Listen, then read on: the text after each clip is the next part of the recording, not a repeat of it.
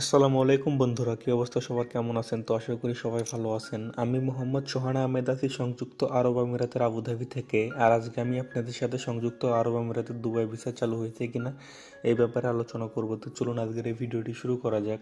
তো বন্ধুরা, দীর্ঘদিন ধরে বন্ধ আছে সংযুক্ত আরব আমিরাতের ভিসা। বাংলাদেশিদের জন্য visit visa, working visa, family visa, tourist visa কোনো কিছুই চালু নেই। সকল ধরনের ভিসাই বন্ধ ছিল।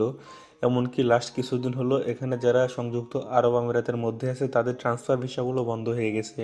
অর্থাৎ এখন যদি কেউ এখান থেকে ক্যান্সেল হয়ে যায় তাহলে পরবর্তীতে নতুন ভিসা করতে গিয়ে তাকে নানা বিপদে পড়তে হবে, কারণ কোনো ধরনের ভিসা চালু নেই। শুরুর দিকে মানুষজন ক্যান্সেল হওয়ার পরে ঘরের ভিসা করতে পারতো। আরবি ঘরের ভিসাগুলো চালু ছিল বা ডোমেস্টিক ভিসা যেগুলোকে বলে। কিন্তু লাস্ট কিছুদিন হলো সংযুক্ত আরব আমিরাতের এই ঘরের ভিসাগুলো বন্ধ করে দেওয়া হয়েছে। এখন বর্তমানে সংযুক্ত আরব আমিরাতে কোনো ধরনের কোনো ভিসা চালু নেই। মানুষজন ক্যান্সেল হওয়ার পরে ঘরের ভিসা জমাও করতে পারবে না, কারণ জমা করার অপশনটাই বন্ধ করে রেখেছে বাংলাদেশিদের জন্য। অন্যদিকে সংযুক্ত আরব আমিরাতের কোম্পানির ভিসাগুলো তো দীর্ঘদিন ধরে বন্ধ। লেবার ভিসাগুলো তো বহুদিন ধরে বন্ধ, এখনও সেগুলো চালুর কোনো খবর নাই।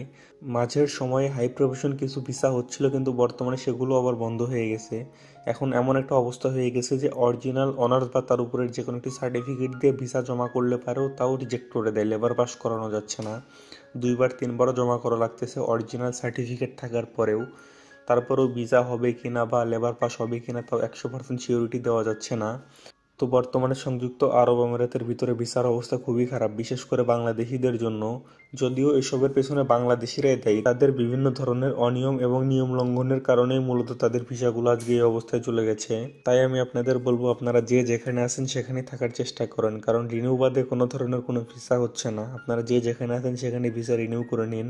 তো এই ছিল সংযুক্ত আরব আমিরাতের ভিসা চালুর সর্বশেষ আপডেট। ভিডিওটি ভালো লাগলে লাইক ও শেয়ার করুন। আর আপনি যদি এই চ্যানেলে নতুন হয়ে থাকেন এবং দুবাই ভিসা সম্পর্কে নিত্য নতুন আপডেট পেতে চান তাহলে এক্ষুনি আমাদের এই চ্যানেলটি সাবস্ক্রাইব করে রাখুন।